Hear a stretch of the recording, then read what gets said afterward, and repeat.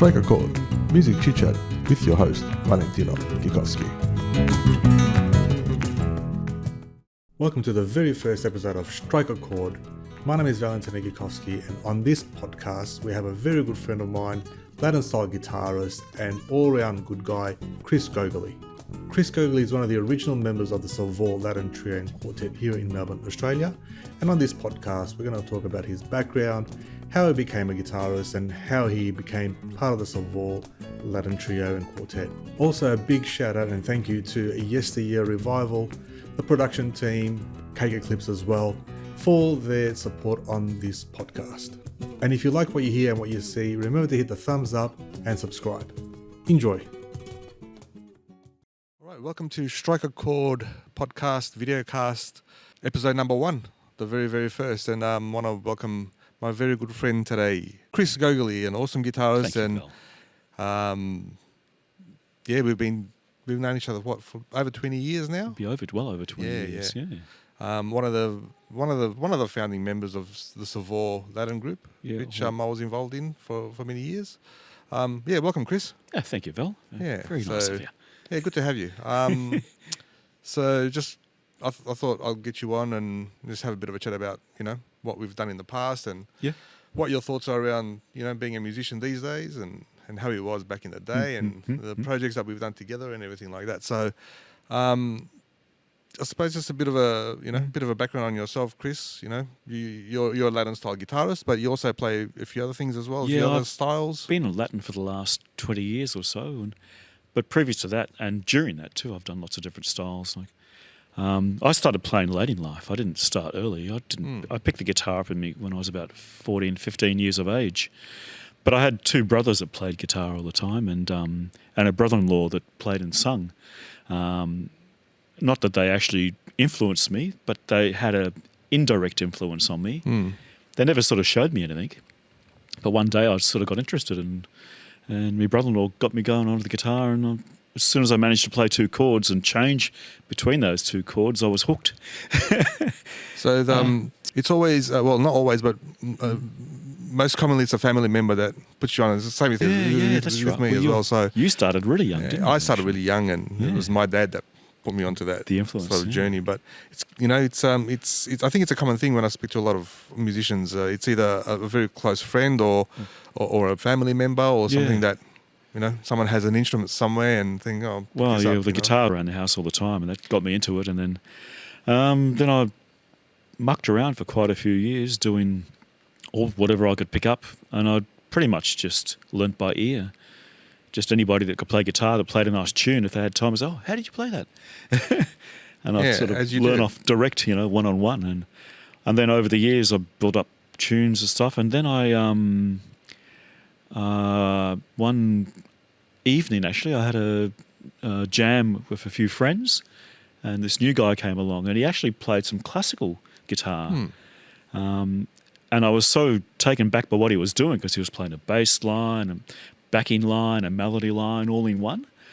And he sort of, when I heard him play it, it just took me back, and I picked his brains later on, saying, "How do you do that?" And he recommended some books, some classical. Frederick Node, actually. Oh, Frederick Node. I studied Frederick Node for a bit. Yeah. Well, I went for those two books. There was book 1 and book 2, and it taught you everything on classical, how to play classical. I'd never done classical before, but I just got interested in it and spent probably about 5, 6 to 10 years doing the classical type stuff. But during that, and learnt to read and play, and went through the whole book, both books, at my own pace. I didn't rush. But during that period too, my brother-in-law played country western music, and he was gigging. And once he could see like a play. Here in Melbourne? Yeah, in Melbourne, yeah. Yep. We used to gig down in the Foresters Arms in Oakley, which I don't think it exists ananymore, but a while ago. In those days, you do 4-hour gigs. I know about that. 40-minute sets. Yep. But he got me playing country. Not that I knew how to play country, and he said to me, "Chris, if you want to play country, you've got to do 2 things. don't play, because I was just doing single notes over him. He said, don't play when I'm singing and bend your notes. That was his advice to me.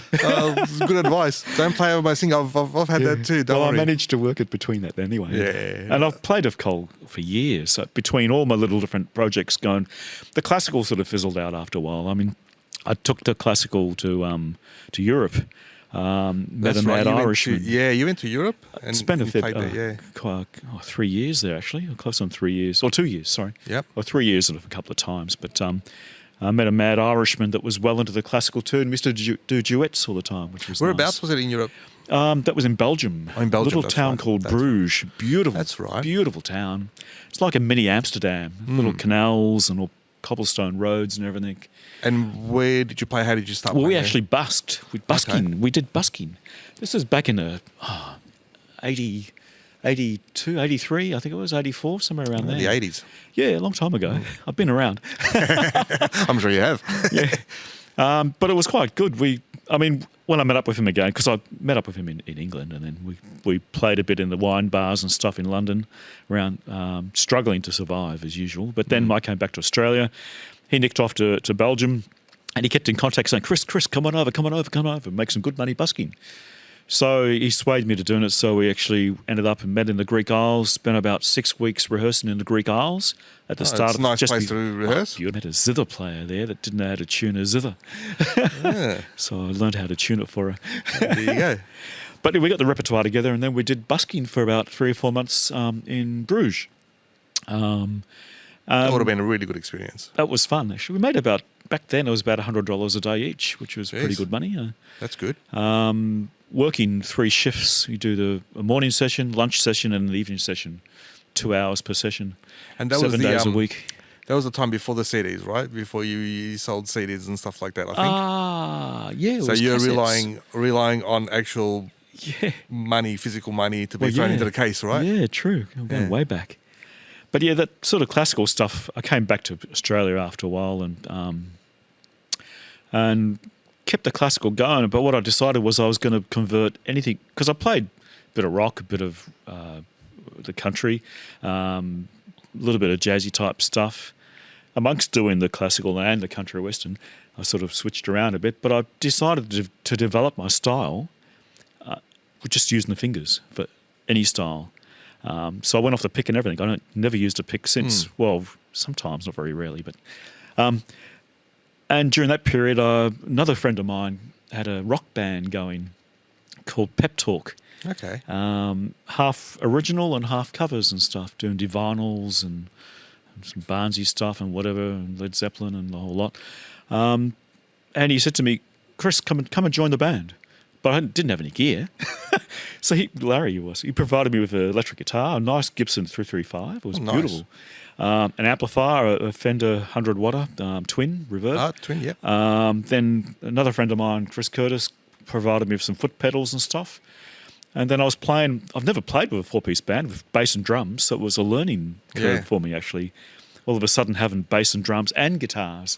It always just been guitars and singing, duos, trios, or pretty much duos, but And there you are gigging live on 4-piece and. Yeah, well, that was fun actually. It got me into doing the rock. It was a bit of a change, but then I ventured around and. You did a dance band at one stage, didn't you? Oh yeah. Well, the rock sort of.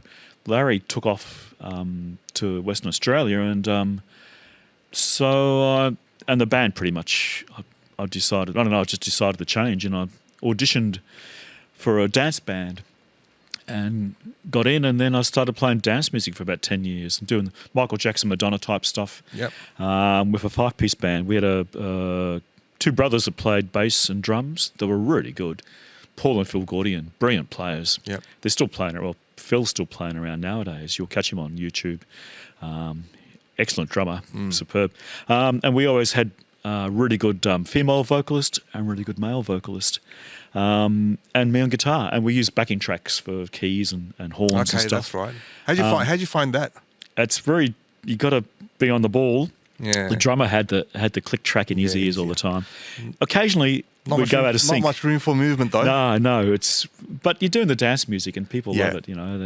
Within 2-3 songs, with the dance floor full, people would be dancing straight away. If the songs didn't work, we chucked them. Every week we rehearsed and we were listening to the radio all the time, turning songs, picking all the dance stuff that really worked, and we fine-tuned it and we kept all the good stuff and we got rid of, listened to the modern stuff. If it worked, kept it. If it didn't work, chucked it.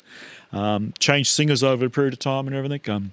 Only trouble with the dance music was that not so much demanding on the guitar, My guitar playing skills went down over that period. Really? Well, just chords, It's just chords. You do one solo for 8 bars a night if you're lucky. Yeah. Because the singers took the limelight. That's basically, right. Which is fine. I love singers, don't get me wrong, but... Yeah, I think with bands like that, I think it's more of the actual being on stage and playing rather than... shredding and doing solos and stuff like that. With those sort of bands, it's just getting the people up and dancing, basically. But you still got to sing well and you got to perform well. And that's what I was going to say. You got to be solid, right? Yeah. Still, even if you're doing chords, you still got to be solid. It was good having the brothers though, because the bass and drums they synced in really good. They had the dynamics. Oh yeah, they were really good. And occasionally we'd go out of sequence with the click track. Yep. So the drummer would just pull it. So all of a sudden, there's no strings, no horns, no nothing. Just the bass, guitar, and drums. And You gotta do what you gotta do. And the singers. And occasionally, we'd pull it halfway through the song, and we'd finish the song. People would be clapping. Yeah. So I figured, we did well. Well, there you go. Some things go unnoticed to the general public. Yeah, true. Well, that was a dance era anyway, and I loved it. It was good fun doing it. Regular work, which was good to have. And that was very important to you, your regular work. Well, yeah. Well, I've always had part-time jobs keeping me, and the music was always up front, and that was my main thing. And I was during that period too. I was still playing with your brother-in-law Cole, doing some country western gigs. Yep. And classical had gone way to the side. I can't even play classical anymore. Yeah.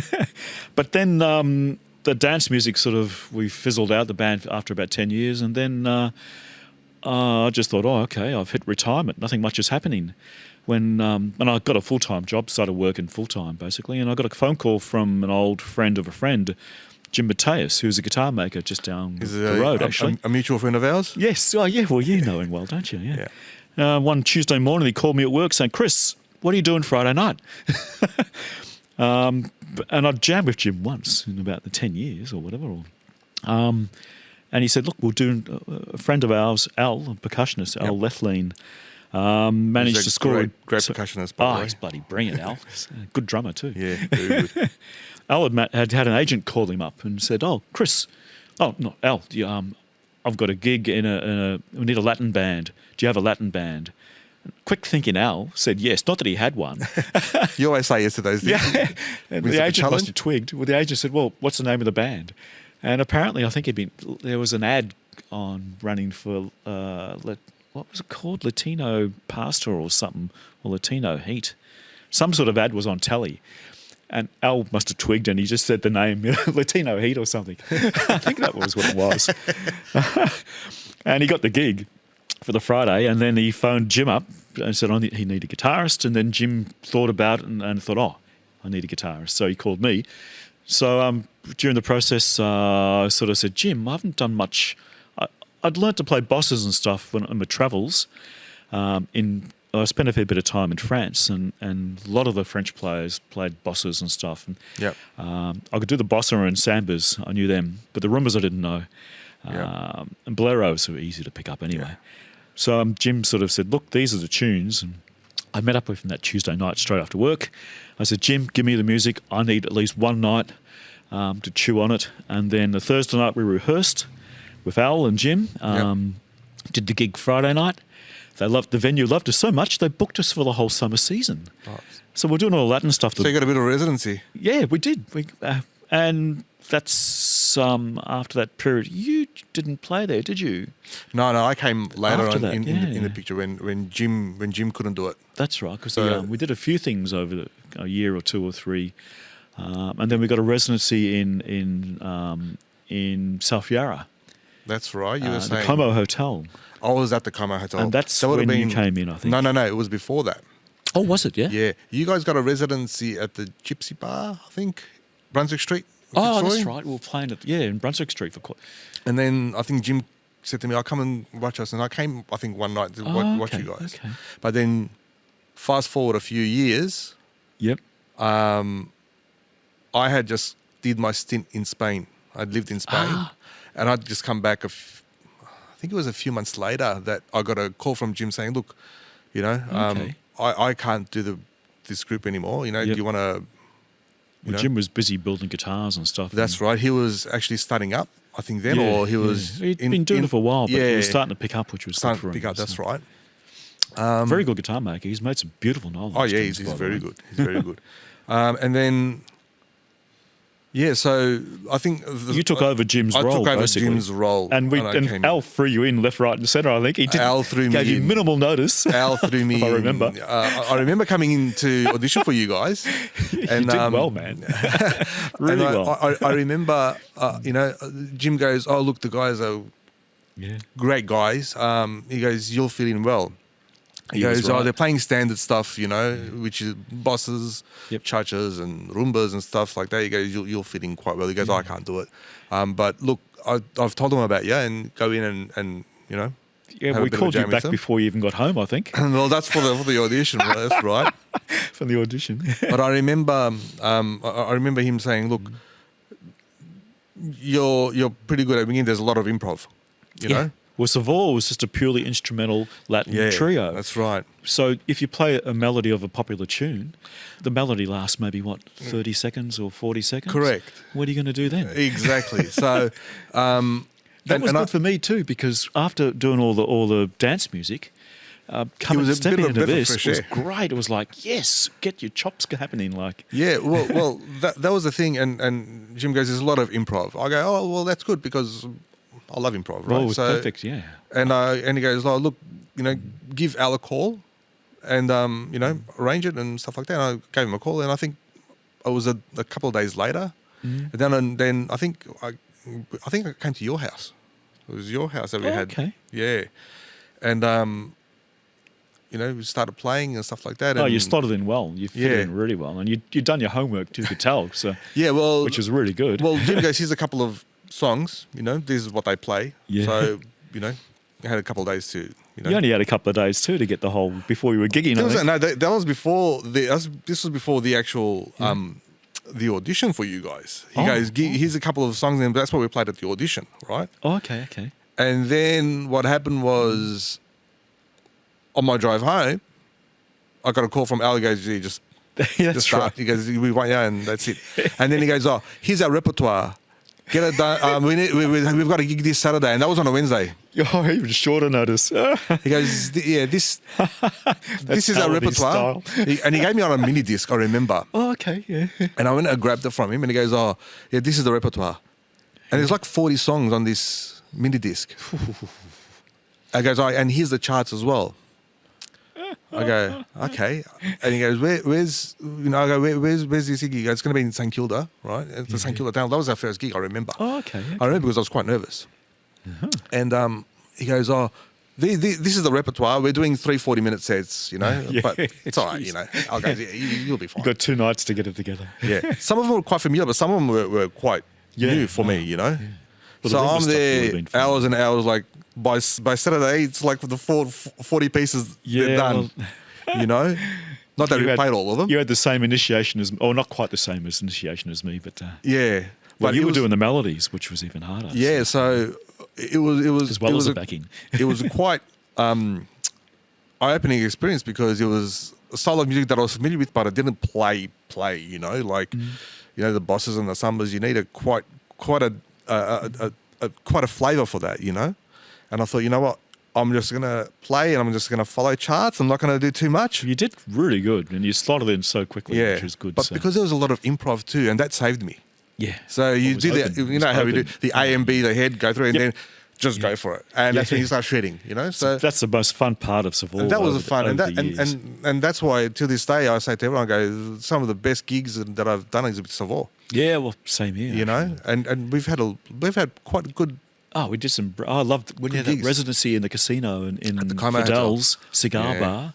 Yeah, and at the Crown. Yeah. I remember walking in there. We did a few gigs in Crown around the place, Yeah. but Fidel's, I remember our first gig there when we walked in. As soon as we walked in, the leather couches, dark Yeah. lit, lovely decorated. There were 4 settings, I think, of That's leather right. couches. There was no food there. It was just cigars and And high rollers. and drink. high rollers. But when I walked in, I thought, this is perfect. Yeah. And they loved us. And we were there for almost close on 2 years almost. Yeah, Just they under it, I think. were late gigs though. Very late They were starts. late gigs. Yeah. We started at 11, go till 2 or Thursday something like night. that. Oh, I had Thursday to go to work night. in the morning too. Yeah. But it was good. That actually was good for my playing. And even the other residencies. Any residency is good for your playing because you Gig fit. regular work, just get your chops going and your fingers working, your head working, improvisation happening, and that's one of the best things that I love about the guitar is you play something that people recognise. They go, oh yeah, I know that tune, yeah. And then you take off and do your own stuff over the tune. And that's the beauty, and people see that. You know, they hear that. They probably don't know it technically, or but they listen. And something's good here. You know. But you're right. The guitar has that ability to make things sound a bit lovely. different. You know, I think with us as well, we gelled quite quickly. What was you just slotted in like a glove on a hand. But I think also is that we're different style of guitarists. So Yeah. we contrasted adds it a little colour. bit. Yeah. So which adds colour, and then the flamenco, and I'm more the bossa type. yeah. So I think, and Al being Al, Oh, he was brilliant. What he he was did. brilliant, and he was just a metronome, and he knew what sounds made what. You know, He did. He knew the and- bosses to the boleros, to the cha-chas, to the rumbas. And he'd colour it for Yeah, which was and really he nice, had that between the verse and authentic chorus. sound. You know. Yeah, he was very good. And then when he couldn't do it anymore, obviously Raj come in, and Raj Yeah. came in when I was overseas, and Oh, okay. you had Owen, I think. Oh, okay, yeah, Owen Thompson. Yeah, Classically Yeah. trained guitarist. that's right. We got him into it, and he Yeah. sunk his teeth into improvisation, which That's he hadn't right. done before. That's right. Got him hooked. And then I would do gigs at. And then you came back. I came back. Thank heavens. Yeah. Oh, no, Owen was good fun, but it was nice to have you back. Yeah. But you I were was filling good to- for a while. I though. was a filling, yeah. Yeah, And I that's actually, I filled in for you with Owen as well. Yeah, yeah. Different dynamics. Yeah. Owen's very academic, very, Yes, he is. He is, actually. You can hear it in his playing. great player. But he Great loosened up, player. though, with Raj and I. Yeah, I was going to say, Raj, great percussionist. Awesome feel, awesome dynamics, you know. Oh, yeah. And he's all on feel, as we know. yeah. you know? He just plays by feel. Yeah. That's the Indian style, I They- reckon, yeah. coming out there. And then and that's what I liked about Raj too. He was like, he listens, and Yes. we're jumping on a journey. He's like, yeah, let's go. He'll Bang. jump on there straight away and follow. Yeah. He's But very also- good at doing that. And we still play with him to this day. So it's great to have him. But I think that transition when Al left and Raj came in, because I actually came in, you guys were already gigging. yeah, that's right. It was a different dynamic, you know. Like both Raj and Al are great, but they're just different. Oh, yeah, they're you two know? different feels, yeah. But But you know, oh, it's good. it was a great experience for me too. But getting back to you and everything like that, like you I suppose what was the inspiration you getting into Latin style, more so of maybe artists or Well, the Latin music, Latin grew on me, and I guess because there were so many different styles of Latin. It's not just like rock and roll. yeah, Well, rock's got a lot of styles too, I should say, but I think it was probably more the improvisational factors of the Latin tunes and it was also the fact that I'm using my right hand fingers, which I sort of converted years and years ago from the classical when I Yeah. said I wanted to get off the pick and everything and just use the fingers, both, and the Latin fitted perfectly for that, which was great. And even the old jazz tunes, like the Django Reinhardt stuff. I play in nowadays. I'm in a few bands, like Savoy, pretty much folded up. yeah. And but I know that I'm happy to do a gig with you anytime. Although you can quickly get back up Well, yeah, because if there's a we gig, know the repertoire, and we Well, we've know got each other very well. Holly, so Holly Brick is a brilliant bass yeah, player. brilliant. With Raju Sharma and Yeah. yourself, Valentino. We get a gig that. Oh, we can wouldn't jump take in and too do a long. gig today if they want. So That was an excellent quartet. As Oh, it well. was- it was Because we great. grew from a trio to a quartet, basically. that's right. You know, And we used to do a lot of duo gigs as well. Me and Well, you. heaps duo gigs, Yeah. over the years. Hell of a But lot. and I think this is the thing where you want to try other projects and other sort of styles as well. So Yeah. what are you doing now, Chris? Well, I ventured it. Well, I've spread myself a fair bit nowadays. I'm actually in 5 bands now. Jeez.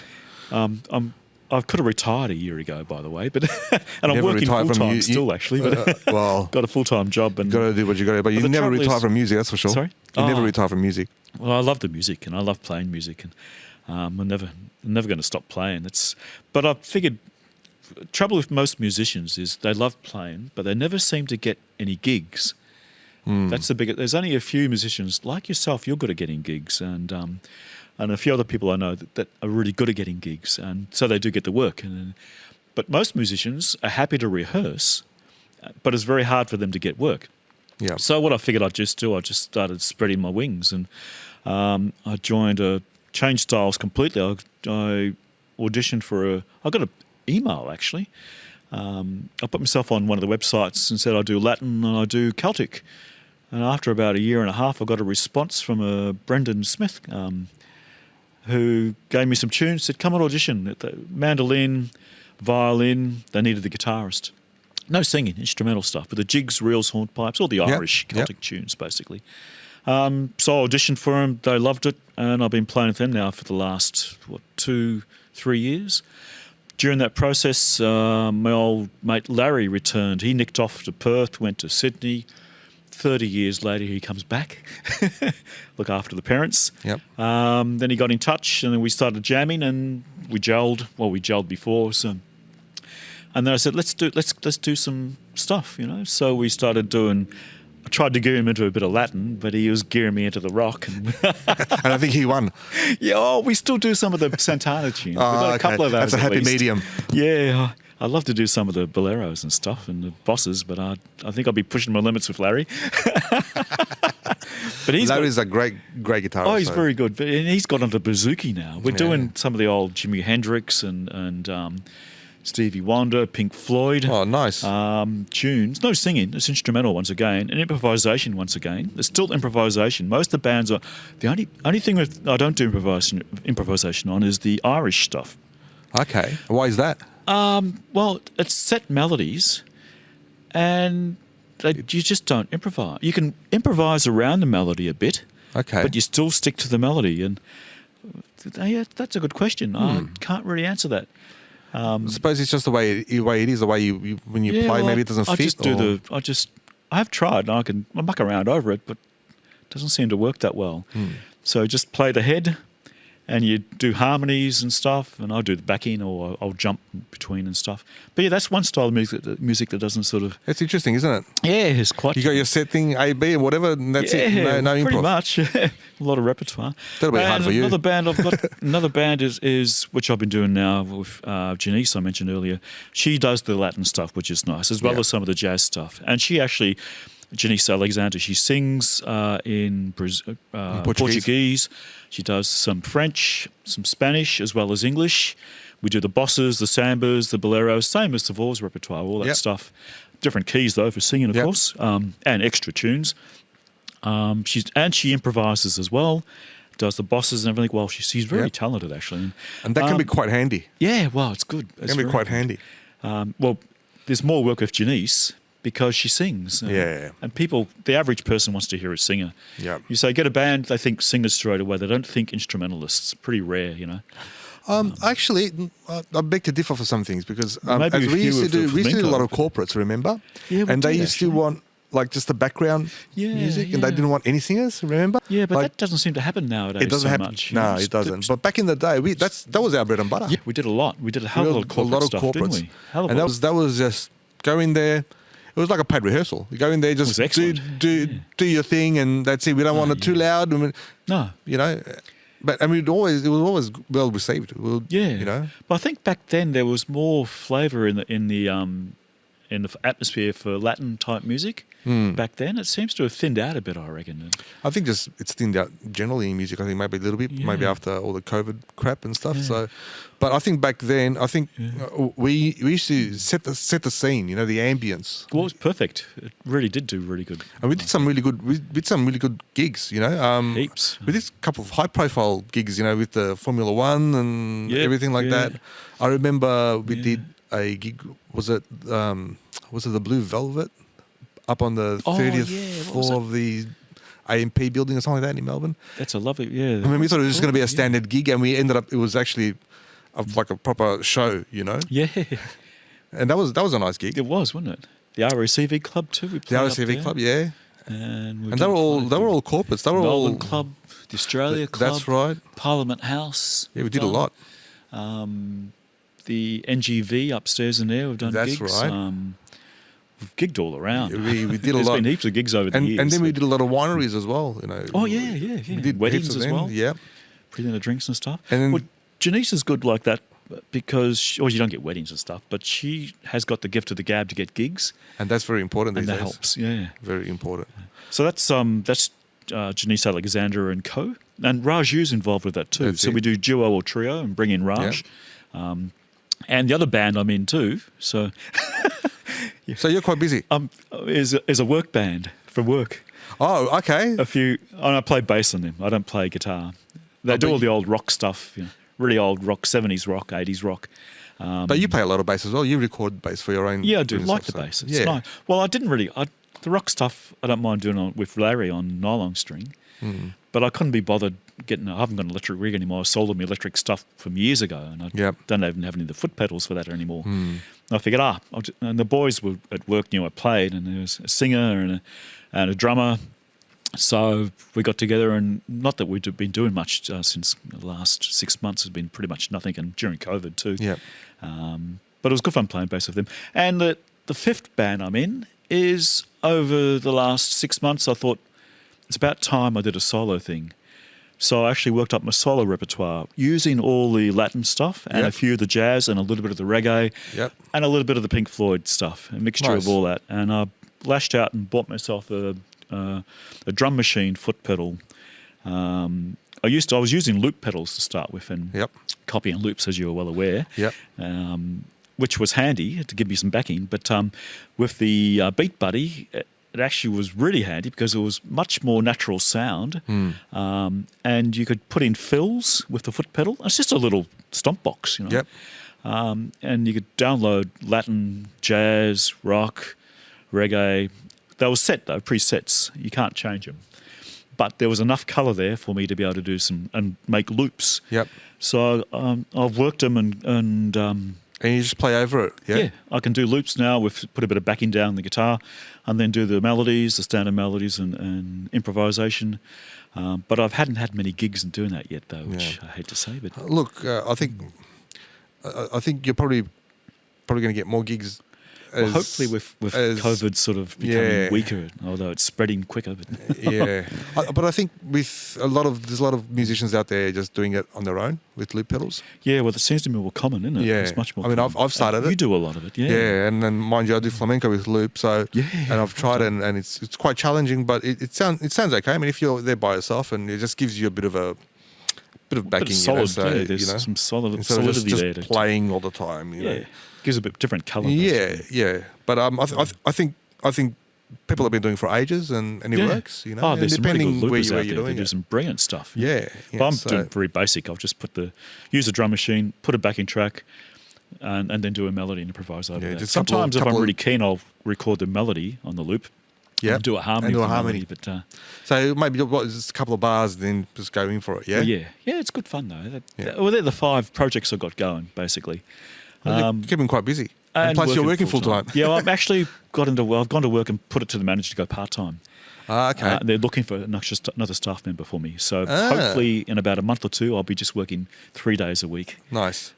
for about 2 or 3 years, and then I'll retire completely or earlier. And then do music full time. yeah, well, Retire if from I one can and go into another one. If I can get the music happening all the time, I'll quit the day job straight away. Oh, look, wouldn't we all? We'd all love to have that sort of lifestyle, but it is a bit hard. But I think the passion and the obsession. I think. Well, it's the passion and it's an obsession, but music's playing any instrument.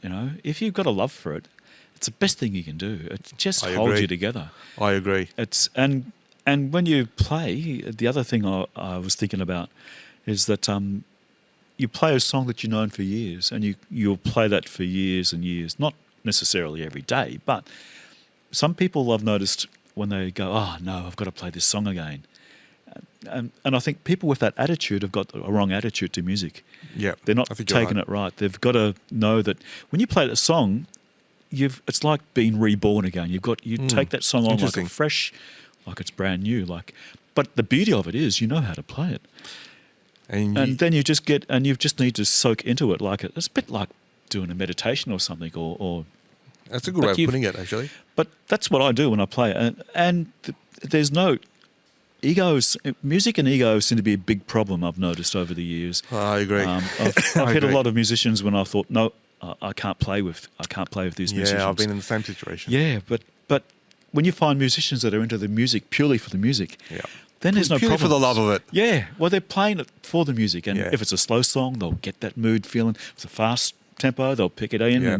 Yeah. But they gel really well, and that's the Correct. difference Yep. between a musician that is a real musician and a musician that's just there to show and make whatever he can, or Yep. ego takes Yeah. over, whatever. But I think you're very right, and we've had a lot of years' experience and a lot of musicians, right? Yeah. But I think even when you play to a crowd, they can see that too. It's like if you're playing it with love and you're Yeah. playing it, you're projecting that energy. they'll get into it. They pick up on it. Savoy was very known yeah, for that. that was- Just well, that's what we did. All four I of mean, us. we used to do the Paran Market. Remember? They're clapping. They'd love it. You get people walking past and clapping. It's like, well, we're doing something right, you know. But it was all about playing because you wanted to play. You're Yes. playing with and you're playing with the people that you want to play. Yeah. You know, you're playing with good musicians, good mates. You know, and that combination is hard to find sometimes. But once you is, find it, it is. magic happens. You know. Yeah, that's a very good point. But I enjoyed my time with Savoy, and Oh, hopefully we can do it I did again. too. Well, we can do if a it reunion or pops up, something. yeah. You know. Well, But, if you ever need me for a duo, I'm there. Likewise. If I spot likewise. one, I'll be calling you. Likewise. But I think you know it's been a pleasure, you know, playing with you and knowing you for all these years. So Ditto, Val, too. it's been a learning experience for me as well, because you're a master of chords, right?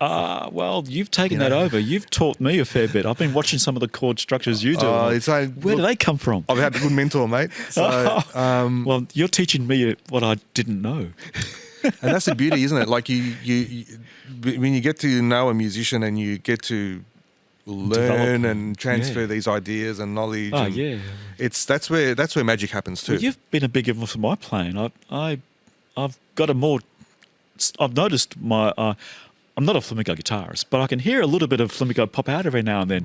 I've Not rubbed off- fully, I've but rubbed yeah, off that's on you. you. Because Well, I listen and go, likewise. oh, what's that? Oh, that must be a Val influence. But I'll tell you an example. Like when I started playing the bosses, it was really like no flow. It was like bum. I noticed you grow on the bosses. You play And then I used to beautifully just now. listen to you, let it ring out. You know, you let it ring, you let it, you know, Like you let it strings and stuff. absorb, let it breathe. Yeah. And that's what I learned from you. You know, you let these bosses and the summers, you let them breathe a little bit. You They took it wanna on breathe, really well. wanna- You picked and them that's up real quick. and otherwise, I'm not a bossa Yeah, guitarist. but I'm not you can do it really or a nicely. Brazilian though. guitarist, but- I'll compliment you on that, Val. but you know, I've got you to thank there. You know, there's always you learn something from everyone. You know, and Yeah. I think that Well, that's one good thing about music is it's not like as soon as you learn how to play the instrument, that's it. I'm still learning now. I've been, aren't we been all? playing since Aren't we all? since 15. I'm almost 67 now, so and I'm still learning. you're always going to learn. Well, that's good. That's a good thing, I think. Yeah. That's one of the good things about playing music. You know. It keeps us sane as well. Oh, yeah. Even though it stresses you out, sometimes at it times. can stress you out, but it keeps you sane. It keeps you Oh, yeah. going on that. You know, that keeps It the does. mind going. It does. You know, Without I've- playing, I wouldn't feel normal. You know, I've got to pick up the guitar every day, at least, even for 20 minutes, half an hour. Look, if you can do I'll that, still pick it up. you're Even doing after good. I've eaten, if I'm watching the news, I'll still or the box for half an hour. Yeah, and I'll just still doodling. pick it up and I'll diddle and doodle. Yeah. just to get the fingers moving, and I feel better after doing that. Oh, and so you should. Yeah, you've got your axe in your hands. You've got the, you know. So Yeah, I shouldn't have to go to work, should I? Yeah, we all think of that. We all think that. We all. I mean, think that. work should be being a musician. Ah, That'd mate, be nice. mate. I agree. Well, we'll wrap it up there, Chris. Thank All right, you Val. so much for coming on the first episode of Strike a pleasure. Chord. Pleasure is all mine. It's the pleasure is all mine, actually. Let's have a bit of a drink. We'll do a cheers. Yeah, we'll do a cheers and we'll.